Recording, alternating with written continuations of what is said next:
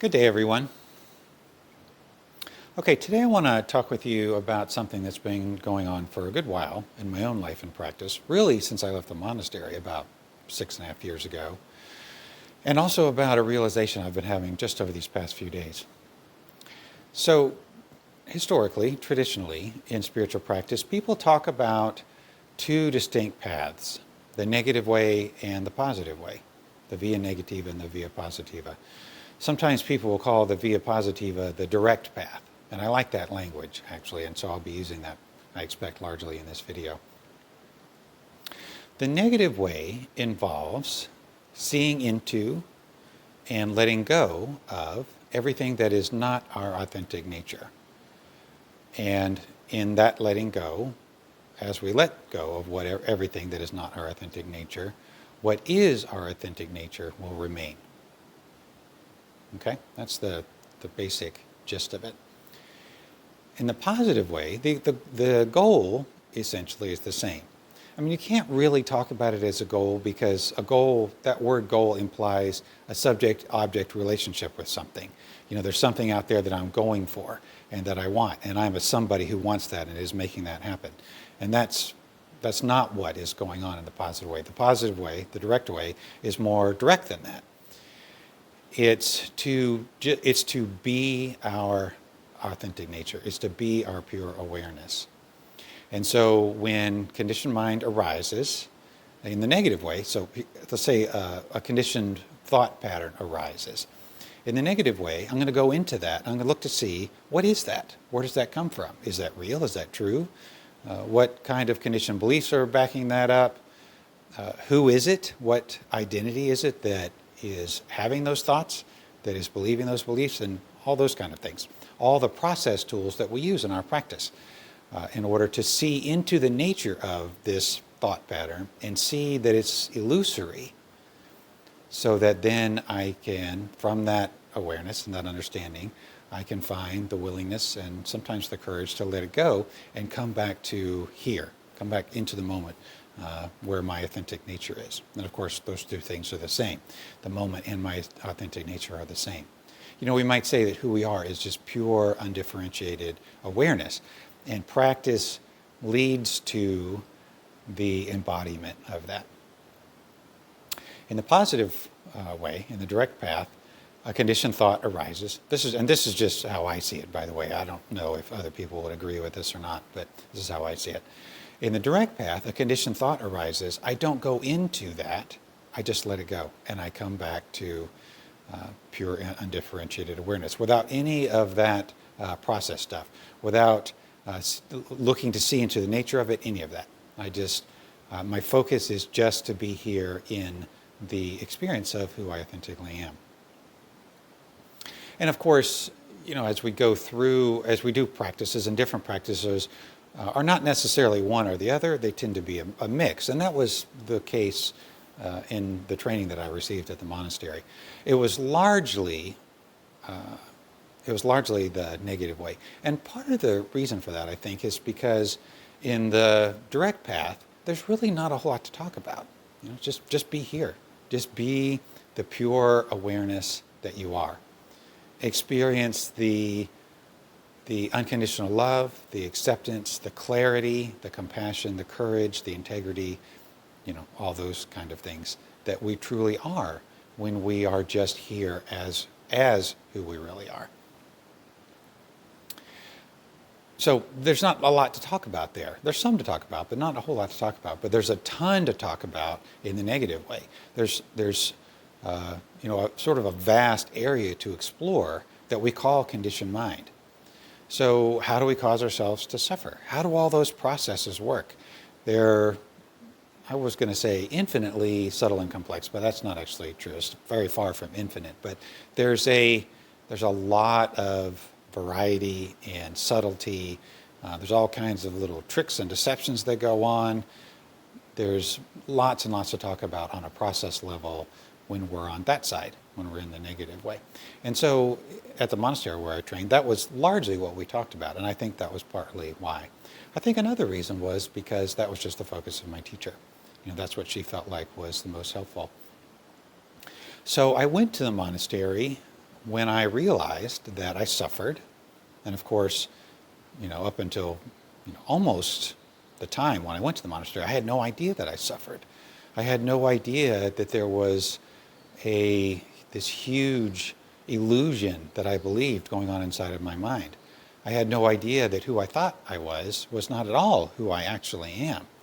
And I certainly had no idea that there was a process that we could go through in order to clarify that and to realize who we really are. And also, via the negative way, to realize everything that we're not.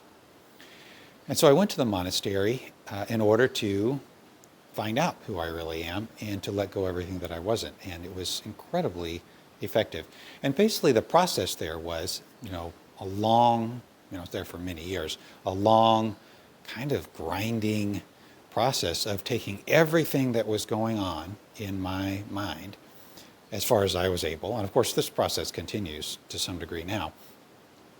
But to take everything that was going on in my mind and to bring it into the light of awareness and put it in front of me and look at it and see, what is that? What is that? Is that true? Is that real? Is that me? Is that who I really am? Or is that something else? Is that something that has just been stuck to me through the process of socialization that I went through and that we all went through? Just over and over and over again, one at a time. And the process of going through that was, of course, incredibly liberating for me. And as I went through that process, I experienced the results, you might say, of the negative way, which is more and more I became aware that there is something that is truly me, that is authentic, that is me, and at the same time is life, kind of life with a capital L, that there is no difference. And that's the beautiful, mysterious, magical possibility that exists for all of us humans on this earth. And this, to me, is why we do practice, is to realize that and to learn to live from that understanding and from the experience of our authentic nature.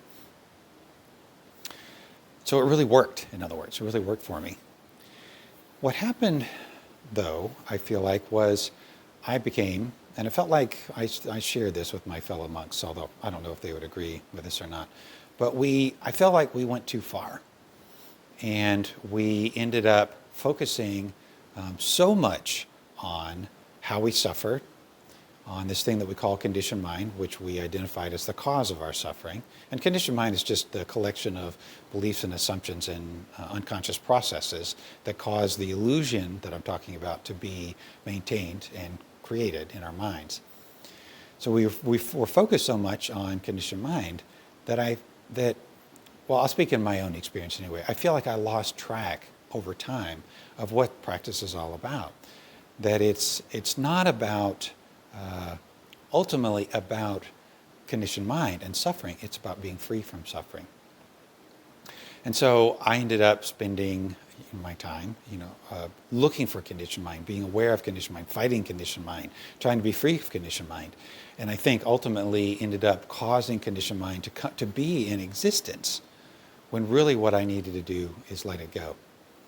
There's this old Buddhist story, which I'm sure you likely have heard anyway, of the raft that leads to the far shore. The Buddha apparently said, practice is a raft that leads to the far shore. We've got this whole ocean of samsara, of suffering, and practice, and we're starting off on this, in this place of ignorance, and we're headed to this place of wisdom where we can really understand what's really going on. And in order to get there, we have to get in this raft that is our practice, and we have to row ourselves across this vast ocean of samsara and make it to the other side, to the place of wisdom and understanding. And when we get there, the Buddha said, once you get to the far shore, you don't pick up your raft and carry it around in your head. You leave your raft behind. So the practice is a means to an end. It's not an end in itself, in other words. And I feel like I at least got caught in this sort of perspective that said that the practice was an end in itself.